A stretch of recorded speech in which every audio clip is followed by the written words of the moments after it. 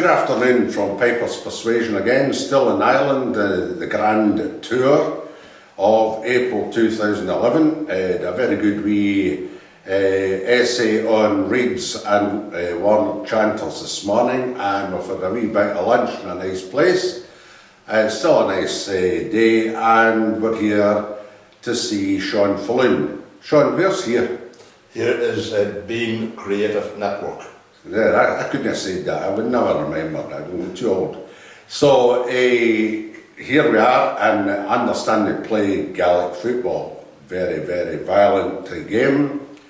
Maybe less said about that, the better. But I would thought that rugby is a bit of a pussy game in comparison to Gaelic football. So we're sitting here in a very nice theatre, well appointed. And if I can't get good film here, I will get it anywhere. So, sit back and enjoy Sean Faloon. Right, we're on recording now. Sean, thanks very much for appearing for Pipers'Persuasion this afternoon. Folk like yourself say, what we're doing this for? We're doing it for historical perspective, posterity, and it wouldn't be the thing at all if I missed out a bit of history on pipe band movement in Ireland. And I'm here, and they tell me you're a wee bit in authority. I'm going to put you behind the 8 ball there, Sean, and we'll see how we go on. So, rather than unusually discuss your own personal piping history, we could maybe just have a wee quick mention of it. Were you a player yourself of any particular? Tell me something a wee bit about that, and then we'll go on to maybe pre-war pipe band movement or whatever. So tell me about yourself. Where do you come from? Well, I come from locally here on Donaghmore. It's just in the middle here of County Tyrone. Okay. In the middle of Northern Ireland. Right. Ulster. And I suppose I, like many other papers in Northern Ireland, it was thrust upon me piping rather than a career of choice. Okay. The tradition was that young fellas then followed their fathers and their grandfathers' footsteps into pipe bands, and I was introduced by my father to St Patrick's pipe band somewhere around 1948, 47, 48, 49. Was that the full name of the band? St Patrick's Pipe Band, Donaghmore. Okay, yeah. Good, right. And what kind of band was that? Was it graded wise? Well, at that time, when I was introduced first, it was a grade 4. Grade 4 band associated with the Northern Ireland Pipe Band Association. They would have held most of their competitions, if not all of the competitions, in the Grosvenor Hall in Belfast, and sometimes in the Ulster Hall, still with us in Belfast. So they did it indoors rather than outdoors? All indoor. My goodness. Yes, that was in the late 40s. So how did that work then, the tuning facilities? Well, yeah, I remember there was a tuning hall attached to the main hall, and the way that solo pipers work nowadays indoors, you had the same thing rolled out with pipe bands. Right. You had different areas for tuning, but yes, it was a bit different from what it is nowadays. Aye, but it's much more controlled atmosphere playing indoors, so guaranteed weather for a start. Guaranteed Indeed. Although you had the acoustics to deal with. Yeah. But I suppose that the venues, the Grosvenor Hall, and particularly the Ulster Hall, would have been chosen for their good acoustic quality. Yes. But that was my first introduction, and I can remember the bands at that time, the Northern Ireland bands who were competing at the higher grades. Our band were grade 4, but you had the Howard Memorial, still going today. You had Tullyleggin, you had Oma True Blues, now defunct. You had 29th Old Boys, East Belfast and Dromora. Some of those bands still with us. Yes. But I can remember them well during the 1940s. Right. 40s. How were they funded? I don't know. You mean the bands? Yeah. Well, I suppose they were funded locally. I suppose it didn't take a lot of money to run bands at that time compared to now. I suppose your biggest outlay would have been, I suppose, the reeds. The uniforms, probably. Pardon? Maybe the uniforms, eh? Uniforms, yeah, but of course, uniforms again. But most our own band in particular, most of the funds would have been raised locally through bazaars, through special fundraising events, and what have you. Aye, time-honoured tradition, eh? Time-honoured tradition.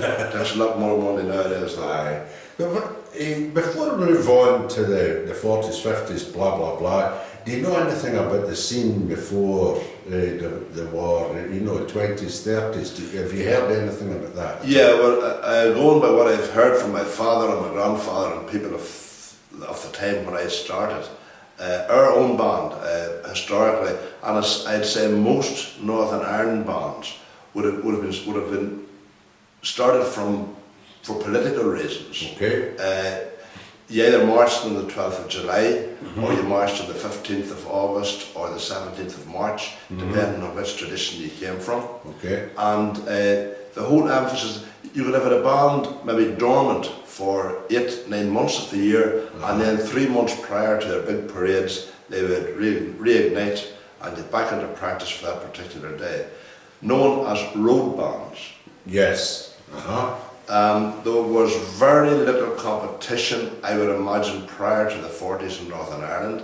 Okay. And I think the Ulster Hall competitions in the 40s that I have just mentioned, they would have been the first introduction to what we would call competitions. Right. We got at that around that time. Aye. Have you got any idea the personal standard of playing was intuition as regards accuracy of piping, or any idea about that? Well, yeah, I remember very clearly. My own father was a very good technical player, and it was he who taught me in the first place. And I have a good barometer for this, because my transition from my father's tuition to my first formal pipe major tuition would have been from him to Harry Sawyer. Okay. Harry Sawyer would have been pipe major of certainly a grade 2 band in Glasgow at that time, Glasgow Fire Brigade. That's where he came from. Okay. And he was a top class piper who, I'm not too sure of his solo pedigree prior to coming to Northern Ireland, but certainly swept the boards here at all the solo competitions in Ireland here. But I do remember my father telling me that he was taught by a Jimmy McCormick, Right. another Scotch man who I had never met. He either died or moved on before I came on the scene. But Jimmy McCormick had a big influence on the piping in this local part of the north, or this local part of Tyrone. And he would have taught bands like Cookstown, who were another top band at that time, and bands like Tullylagan. Okay. Possibly Howard Memorial, I'm not too sure about that, but I would say that Jimmy McCormick was the first influence for good piping in this part of the world. Did he play from music? I was certainly taught the music. To read music? I was indeed. I was taught. I found it very boring at the start, Yes, but to be honest, I seen then later on, of course, the wisdom in that. But my father, yes, he would have been taught the music again, I'd imagine, by Jimmy McCormick, and he passed it on to me, and it became very useful, not only in me as a grown-up piper, but certainly later on as pipe major of St Patrick's in the years that was to follow. That's tremendous, eh? And right, what instruments did you play at that time? Well, I would have played initially. I was introduced to the piano for a short space of time, which I gave up. We couldn't afford the lessons for starters, and but mainly because I was seen as part of the conveyor belt for the pipe band world. Okay. And any other instrument, any other sport, any other recreation was discouraged in our house. So it was a family thing, eh? Oh, very much a family thing. Aye. I had 2 brothers, pipers in the band, 2 younger brothers. What was their names? Pat and Brian. Brian didn't really come through eventually. He passed out at an early age, but Pat came through to play in all our grade 1 appearances, and Dermot, a drummer in the band, and then as well I had in-laws and cousins and uncles. So just talking about pipe bands most of the time, eh? Pipe bands most, if not all of the time, yeah. That's tremendous. Aye. And did you do many engagements apart from, or was it mostly engagements? What type of music did you play? Most of our engagements early on would have been, as I said, the 17th of March parades. Okay. When we would have marched with local Hibernians here in Donegal. We were paid a fee by them for doing that, because we all, the band always tended to keep its independence, or try to keep that face of independence. So if they did go on a parade which had a label, they could always maintain that they were paid to do a job and were there to do in a working capacity rather than in a political capacity. If you know what I mean. Yes, absolutely. Other engagements would have been, I suppose, the local fish, local church holidays. 15th of March, which was a church holiday, as was the 17th, but different, and then different local fetes, carnivals in Donegal here. The St Patrick's Pipe Band would always have been a top attraction at most of those events. Right. Type of tunes, were you playing Irish traditional tunes, or were you playing Scottish Highland tunes or Scottish bagpipe tunes, or was that a mix? A mix. My first introduction was a march called O'Neill's March, which was a very simple 2/4 march, a local, I suppose O'Neill's in Tyrone, yes. It was a local tune. I'm not too sure of its origins, but you had it and different other Irish tunes, the Wearing of the Green, and those were the tunes that we would have always have played on parades such as the 17th of March. But then with the introduction of the competitions, my first tune was a 2-part tune for Mackenzie, I think. And my first 4-part was the Arthur Bodalbin Gathering, which was a test piece for one of those competitions in the Ulster Hall. I never played in the Ulster Hall, but that tune was used in years before my time, and I inherited the tune from the Ulster Hall days, the Arthur Bodalbin Gathering. You never ever hear that tune now, and it's a pleasant wee tune, and it's something maybe a 3rd or 4th grade pipe band would play and that sort of thing. But I remember as a beginner, it was way back in the 50s, there was a tune that was played, you know, but it's another tune that's fallen by the wayside, you know. Yeah, you know, it's not popular now. No. But I suppose, as you said, because in the March of Spain reel, it may be assumed as too simple for a March of Spain reel. Looking for something a bit heavier. Yeah, and then medleys, it's a 4-part march, so it doesn't get in there. But marching down the street, you're looking for 6/8 rather than 2/4. That's true. And then the Spain reel was 2 parts of Spain, Highland High, 4 parts of Spain, and the reel was Loch Charn. Those were my first. It's quite a pleasant reel. Yeah, and a tough one. But not to say it's parts, somebody else put another 2 parts onto the back end of that. That's right, we played the 4-part. Which is a pleasant. But we had that gradual transition from the Irish tunes, then through to the competition tunes, and funny enough nowadays it has turned circle in a way that you have a lot of the Scottish bands now playing Irish tunes and playing Irish music and putting their own. That's what we'll come on to shortly. And I very much big topic, that one. Before we leave that era, if you like, the 40s, we've mentioned the pipers. Let's talk about the drummers, because drumming's always been a big thing in Northern Ireland in pipe bands, and very successfully, wasn't it? Yeah, in my day, not so successful in terms of first of all, there wasn't as much of an emphasis put on drums as there is now. I would say that. I think the market was 100 points for piping, and I think 25 pipes for drumming. So the ratio was summer. So you could win with a good pipe corps and a mediocre drum corps. Whereas nowadays it's not like that. But I do remember our duel in the Crown from a drumming point of view was the arrival of Alec Duthard. We were able to get the great Alec over here during the 60s and 70s, and Alec had a big influence on our drum corps,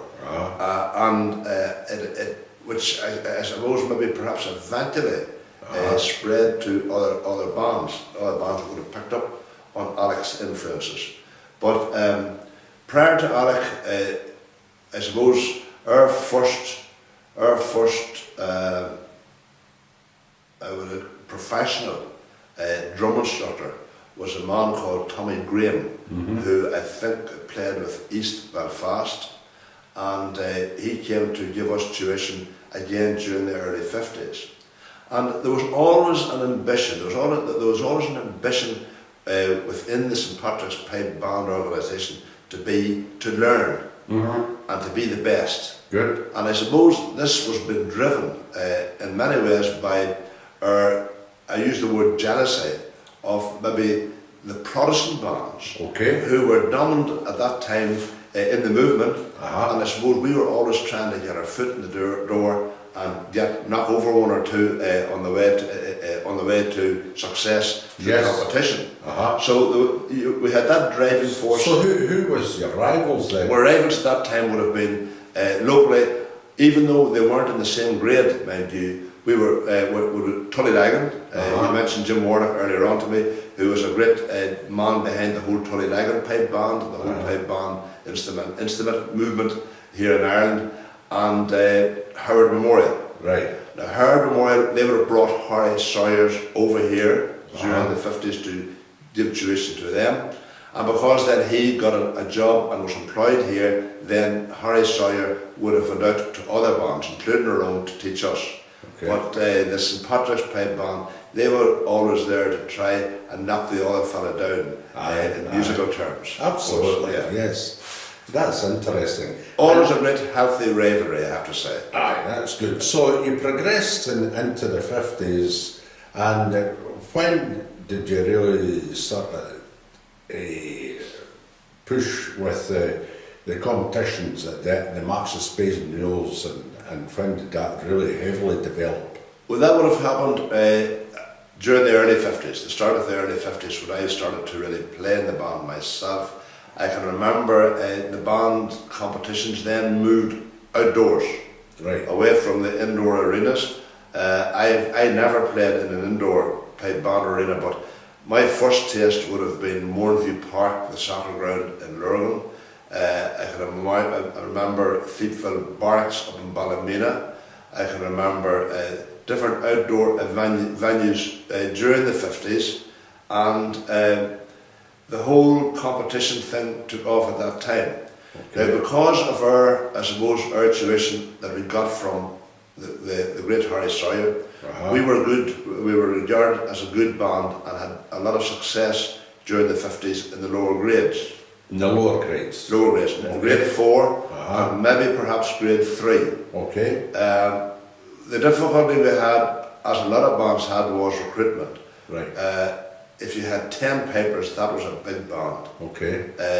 8 pipers was the norm, and even 7 and 6 at times. Because you only needed 6 to compete with in the lower grades. That's right. At that point. That's right. And viewers will be interested in that, because they're used to seeing 20 and 25 pipers in grade 1 bands now, and they'll maybe not understand. We'd maybe call that a mini band now, you know. But, that's true. But again, piping wasn't as burgeoning over the world as what it is today, and you just took your numbers as you could get hold of them there. That's it. And you were confined to your own area. People weren't prepared to travel. Again, because at that time you were, depending on which side you were born into, you never really crossed the divide. And from that point of view, St Patrick's would have been limited in recruitment and finding the numbers. Even the 6s, the 7s at times certainly for the parades. Uh-huh. But as the minimum of 6 came in, then you had to find them. Yes. With the result, there was more emphasis put on teaching young people, and the whole idea changed from, as well as not just a holding operation with the people that you had, but you had to start and really search and teach younger people and get them into the band And ranks. develop it up. And develop it up. Yes. Who was the big major at that point? But it was Harry Sawyer. It was the 50s, early 50s. And then when he moved on, I can remember we had Tommy Nelson from X-29 Old Boys in Belfast. We had him as a pipe shooter. We had Tommy Hutchison from Tullylagan. We had different. There was no. St Patrick's at that time. They always tried, as I said before, to get the best. Uh-huh. And they weren't satisfied with the local knowledge or the local pipe majors. They were always trying to up the ante and find pipe majors from Belfast and from different parts of the north to try and bring the thing to a better level consistently. I mentioned there Harry Sawyer's, then we've had a number, I just can't put names on them. Yes. Your instruments, when you were playing in the early 70s, what did you play? Well, Chanters, the pipes were a mixture. The chanters, we first of all, they were Hardy, Hardy during the 50s, which was the big name at that time, through the whole Muirhead and Sons, Robert Hardy successes. We had started off with the Hardy pipe chanter. But then, what happened then, the Warnock Revolution came along, when I remember Joe Warnock, who would have been the father of Jim Warnock. Joe was had a great inventory sense. He invented different things in agriculture, and would have been a big man into, as I think now, wood turning and that type of thing. So Joe had always an ambition to make his own bagpipes, and in particular his own chanters. And it was his sons, Andy and Jim, who actually started off with the Polypenco chanter. Now, when they started off first, it was a great chanter, and they hadn't very much success with it. But then, when Tommy Anderson came to our band, they would have used Tommy then to actually start matching the chanters. And I can remember Tommy and I going down to Warnock's workshop, which was just 2.5 miles, 3 miles from our band hall. Now, is it Warnock or Warnock? Warnock at that time. Warnock at that time. Okay. Warnock at that. This was prior to them coming together with the McAllisters. Right. Okay. This was the Warnock family. They were the first guys to start the whole Polypenco as it was then, which is a form of plastic. Yeah. But anyway, I can remember Tom Anderson going down after our practice would finish about 4:30 in the afternoon, Sunday afternoon. He would go and spend an hour before going back to Dublin, matching all these sets into sets of 8 or 10 chanters. And he used to set his drones on one chanter, and then put the same reed into the second chanter, try it with the drones, and by trying the chanter against the drones which he had already set on the first, he was able to accurately measure or match up certain sets. So if a band came to buy a set of chanters, they were usually matched up. Now then what happened, they developed the whole Polypenco thing, and it went then on ahead through to what became known as the plastic chanter, and the Warnock chanter. And we were the first band to play the Warnock chanter in grade 1. Okay. There was a big effort then to get shots to play a set, and the McAllisters came on board. John McAllister came on board, and I can remember John McAllister coming over to the Warnock workshops at times, again to do the stuff that Tommy Anderson had been doing. Then he became some kind of a partner, got into the business, and the chanter became known as the War Mac.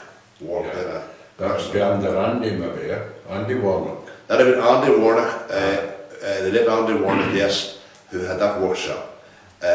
Then And of from course, that, McAllister had his reeds as well, so there was a quid pro quo there. There were Mike Chanters and McAllister reeds. That's Yes. true. Aye. And McAllister Reeds were the Reeds of the day also, as you say, and our own band had played them in different chanters, which included possibly the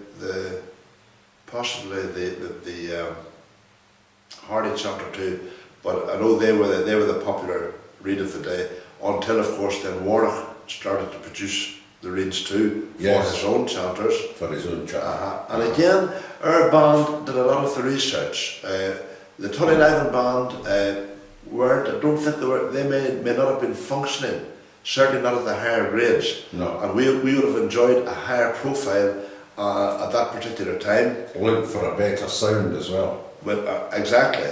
And if we were getting the sound in grade 2, as it was then, that was a good advert for both the Reed, the Warnock Reed, and the Warnock chanter too. Yeah. So, yeah, we were involved a lot with the Warnocks in that whole development thing. And I'm glad to say it has gone on from strength to strength. How long were you pipe major then? I was pipe major from when prior to Tommy Anderson, I'd say 2 to 3 years.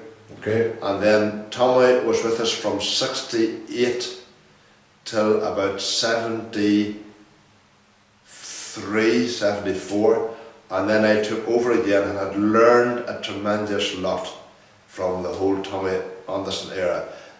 Not so much well, yes, in tone, but certainly in playing and in getting a band to play together. He was top class. That was his grade, as you would probably know, having played with him. But Tommy was more interested in unison playing than what it was everybody playing the same G grace note at the same time or whatever. There's some folk couldn't manage doubling well. You just leave it out son, but keep blowing the pipes and do exactly what everybody else is doing with the notes and all the rest. You know, very, very clever that way. He never shooed anybody away. He would always make the best use of the best use. And if there was one or two players that he thought were maybe having difficulties, he had a trick I can remember. He would throw out, and I can remember Tommy Anderson coming up and on a Sunday and leaving 2 tunes on the table for the band to learn for the following week. And he kept that going till he eventually sorted out the sheep from the lambs. The ones that fell by the wayside. Yeah, not your wastage. He never sacked anyone, he just left it behind that way. And then of course with our successes, we then started to actually take papers in from right across the country, from the south, as far away as south of Dublin. We had players came up, travelled by train, came up, stayed here at the weekend, got employment here locally, and became players in the band. And again, it was just, I suppose, the attraction of boys wanting to play in grade 2 as it was then, which is top, and certainly when we hit grade 1, we had no difficulty at all. Tremendous. It was at that time then, of course, that we started to take in players from both sides. I can remember the first guy was a man, the late Percy Smith, an excellent piper who had played all of his time with Howard Memorial. I'm sure the Howard Memorial won't mind me saying this, because Percy was a very popular guy, not only with the Howard after he left them, but with all the bands in the north.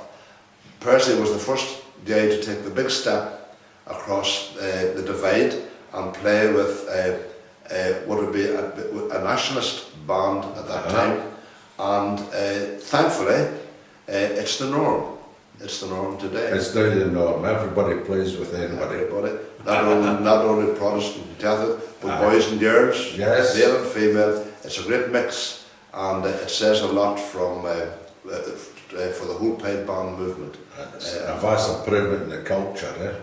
Vast improvement in the culture, and I can honestly say that my experience through all my time in competing in the north of Ireland and in Scotland and in the south of Ireland too.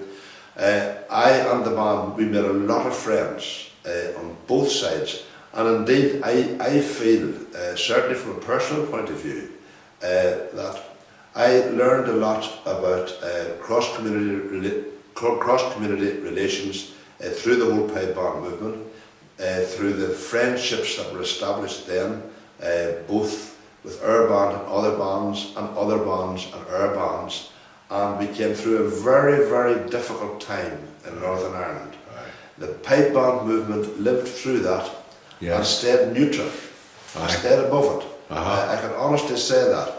And that kind of thing that I certainly, on a personal basis, I inherited from that. It certainly influenced me in other things that I have taken up, such as theatre, other music forms. Since I left, or since the pipe band passed me by, or I passed it by, I have learned a lot from that, and I think was able to carry a lot of that into the community, and I'll always be thankful for my time with the pipe bands during the past number of years. That's a wonderful wind up, but we're not winding up yet because there's still a couple of questions. Yeah, that sums it up very well. A wee stupid question first. Something happened. Fintan Lala, that was a name that was remembered by me from the 50s and the 60s. Somehow or another, I always remembered they were pretty good at the drumming end of the thing as well, and they were getting results. Whatever happened to that band? Did it just go away? It seems a lot of other bands just disappear. Yeah, well, the Fintan Lala, they were the big band. Aye. They were the band in Ireland during the 50s. Right. This is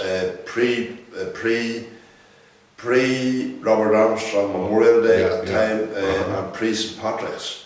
And as I said before, it was in '68 that we eventually overtook them. What happened, I think, to the Fintan Lala, first of all, Tim Keogh, who would have been the pipe major of the band in their heyday, I'm not sure, there was another pipe major before Tim, I'm not sure of his name, but he would have enjoyed a lot of success with them too. But certainly Tim, in my day, was the top pipe major in the country and the top solo player in the country during the 50s when I was there. Now in '68, as I say, we overtook them, and after that they continued to compete for a short time at the top, but then Tim Keogh left the band. Right. And I think whether that was a result of he just come to the end of his days as a pipe major, but it was taken over then by a younger regime, and they did not enjoy the same success as Tim did. So it had it wasn't a downward slide, but they were there, but I think they dropped in grade, eventually down to grade 3. And they went through a difficult period during the 70s. Okay. But then re-emerged again. And I think, I say re-emerged, but I think they always have been there up until quite lately. I'm not too sure of today, but are they gone? I don't know, I really don't know. Finbar Connolly was the last pipe major that I would have known. Right. And when I do remember, Finbar had a very, very good band and was taking prizes during the 90s. Okay. And certainly into the noughties. So what has happened over this past 2 or 3 years, I'm not sure. You mentioned, and then of course St Lawrence O'Toole. Of course. They took over in Dublin and the south of Ireland, and they became the big name. So they maybe swallow up a lot of the good players. There's a possibility. Certainly, I would have swallowed up perhaps the conveyor belt. Yes. Into Fintan Lala. So Terry Tully has a lot to answer for. We saw Terry yesterday. Great interview. Keep an eye good open friend for that. Good friend. I went to his house, we had a great interview, the conclusion of which he says, would you like a beer? And he went across to his bar and he poured me a pint of draft Guinness. Absolutely fabulous, you know. What an end to an afternoon. Couldn't beat it, you know. It was great. Hospitality. Terry's a wonderful guy. And a good player. Aye, a fantastic player. You referred there, and I said we'll come back to it, about the pointed style and the rounded style, which is acquainted with Irish music. And it's quite a great predominance now, the round style, in amongst the top bands in the Grade 1. What's your opinion about that? As against the traditional West Coast pointed style of the Scottish pipe music? Well, certainly to me, I may sound a bit of a traditionalist when I say it's the march to Spain reel. I really would regard as the big test in piping. I've always remained very close to solo piping. I go to the Northern meeting, try to make the Northern meeting each year, and I really enjoy the march to Spain reel playing there. More than anything else. Having said that, Irish music and Irish Cayley music has always been a big influence in my life. Not so much in our own immediate family, but certainly in other in-laws and in-law families around me, would be very big into fiddle playing, into accordion box playing, and I have always had a love for Irish music. And for that reason, I suppose, I can see the value and of course enjoy what Irish music has given in recent years to the Scottish music. Yes. I think that at times it's inclined to go over the top, especially in solo playing, where at times you feel that the player is maybe trying to show off finger exercises rather than the music. I I think so. Yeah. I haven't said that. I'm always envious. I think it's jealous. But yeah. and me, I'd never ever play that stuff. I couldn't even attempt it. Having said that, I can see the values of it. Yeah. But the whole listen to the St Lawrence O'Toole style of playing, and I'm sure you've touched this with other interviewers. I can really enjoy it and see the influences that Terry brings into the band from the Irish music and the whole rounded way of playing, and what some people would say a more musical player. Now, when they say more musical, I think they're speaking from an Irish perspective. Yes. Because the march to Spain reel playing, to me, the musical way of playing it is the phrasing and, of course, the punctuations. And the player that can do that, I think, is less influenced by the rounded player. And the other aspect is that we've all got different tastes, and thank God for that. Really, you know that we can all enjoy different tastes and different things, and what's one man's meat is another's poison, etc. Indeed. And of course, the modern player, is at the present time stretching the instrument. Aye.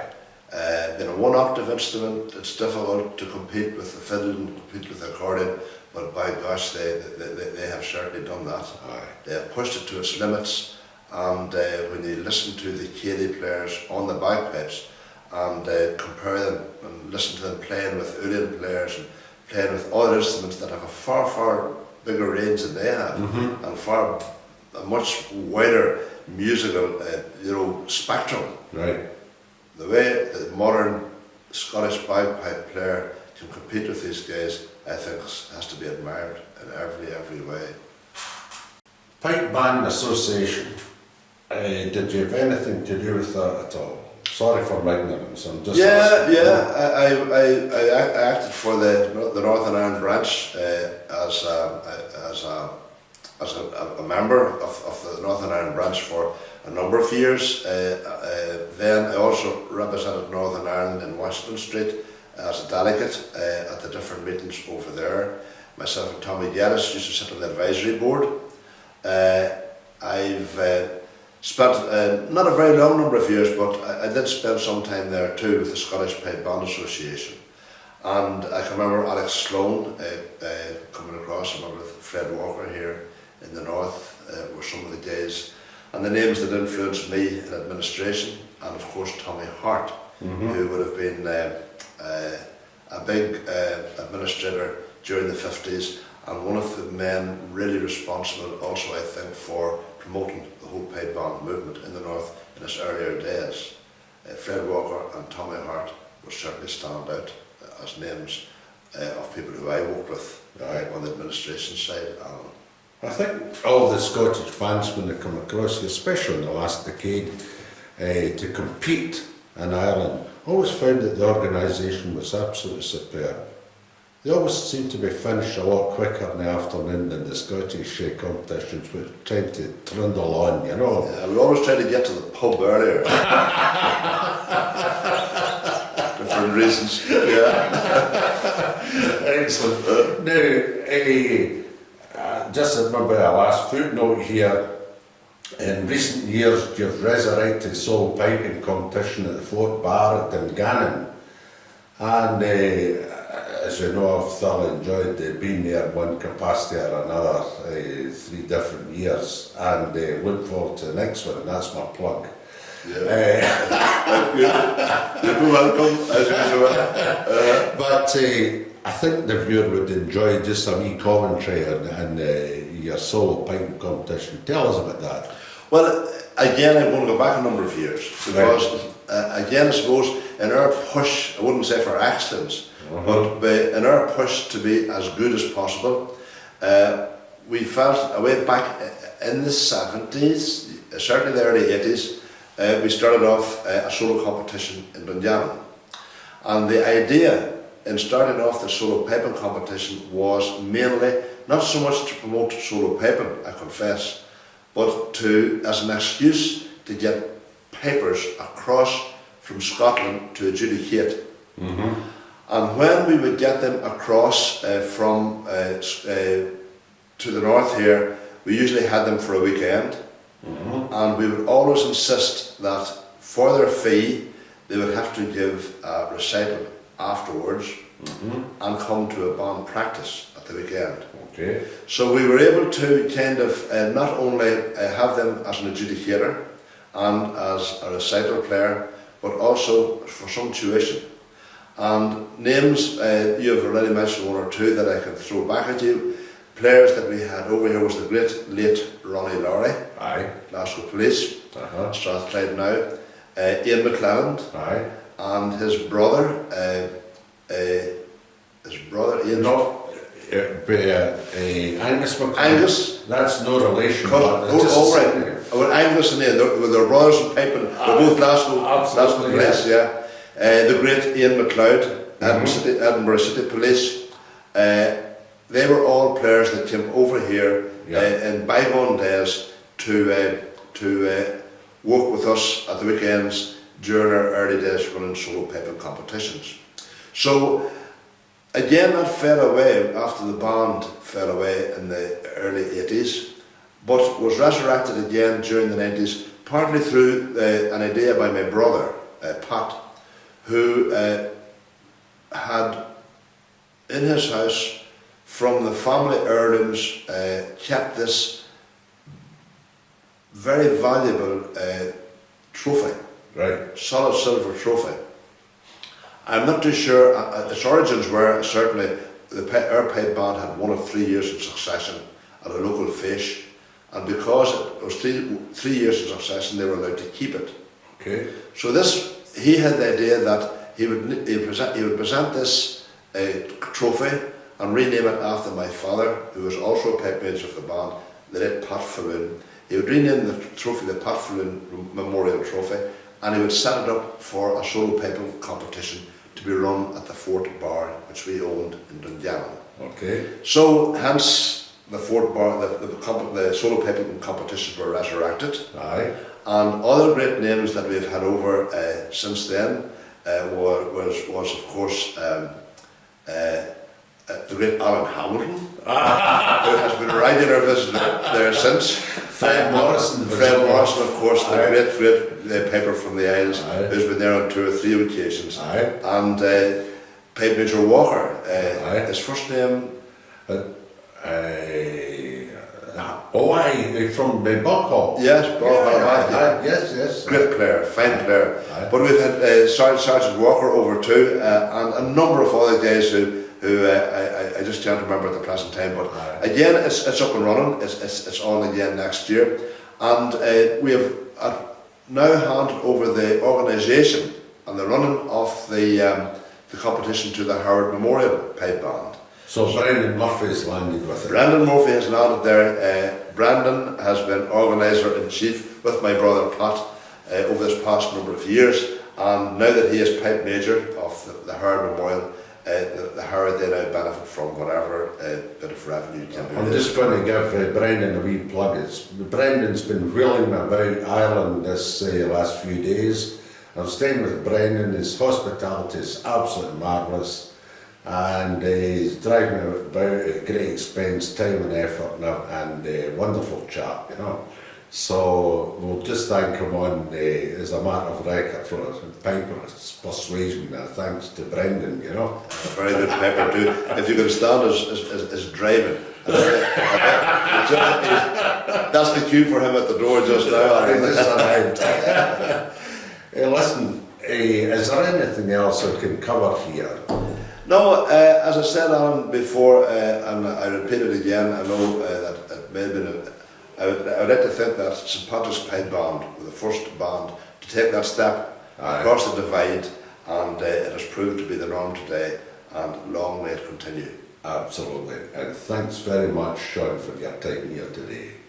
All the best to you. Thank you. Right, bye-bye. Thanks, Alan. Right, Sean, we're having a wee cup of tea. We've finished the interview, but I always give myself a wee row. I says, the best stories once the camera's packed away, so I've hauled it back out of the case, and you're going to tell me about John Burgess. What's the story about John? So I first met Burgess through, first of all, he was an absent piper in Invergordon Distillery Pipe Band at Cowell. He hadn't turned up for the competition. And I had purposely went over to Cowell that year, actually hopefully to meet Burgess, because he had always been our icon, the big man as far as we were concerned, the star performer. But anyway, I missed him on that occasion and fell in with another guy in Invergordon, a fellow who has passed on since, a fellow called Hugh Mackenzie. And Hugh said to me, he says, Burgess isn't here, but he says, if you'd like to meet Burgess, why did you join us in the bus and come back to Invergordon? And I did just that. I phoned home and left word with my wife that I was taking this extra couple of days, which she said, fair enough. I joined Invergordon Distillery Pipe Band and drove back to Inverness and arrived back on the Sunday evening. And my first meeting with Burgess was in a hotel in Invergordon, ironically known as the Temperance Hotel. That's where we met. And we had a few cups of coffee, and Burgess, who I just thought was one of the most interesting characters that I not only that I met at the Pipe Band world, but in any world at all. It was just something else. He was humorous, knowledgeable, good crack, as you say, and just a great guy altogether.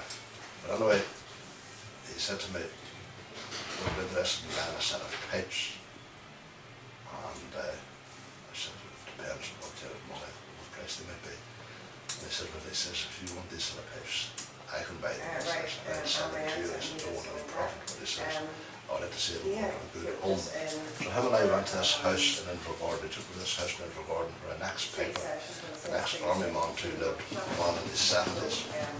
And he walked through the door and he says, Jock, he says, I've got Sean here, he says, and he says he's interested in buying your pipes. These pipes were produced in the case. And I bought full ivory set of pipes. Brennan Murphy would know the pipes well. I bought a full ivory set of pipes, all his manuscripts, pipe case, and practice something for £25. Ah, we. A friend of words as I was forever. But the late Andy Warnock, I brought him to Andy Warnock, and Andy done a great job with Silver Mountain pipes, which I have to this day. Other players have played them in Scotland. Borges has played them, Brennan Murphy has played them, both in Scotland and in Ireland. And they were regarded as one of the top sets that they play at the present time. So that's how I got to know Borges. And since then, he has came across with his wife and his daughters and his family to us here in Northern Ireland. And he's adjudicated on a number of occasions, given recitals. And I've met him right up unto his passing on a regular basis, or on an annual basis, at the Northern Meeting in Inverness. And when I learned of his passing on, I went to his funeral up in Invergordon and met a lot of friends, a lot of pipers from the pipe band world. And again, that old Borges man, even from the grave, he had the power to pull people together, reunite and make new friends. Aye. One of the top men, a great guy, John D. Borges.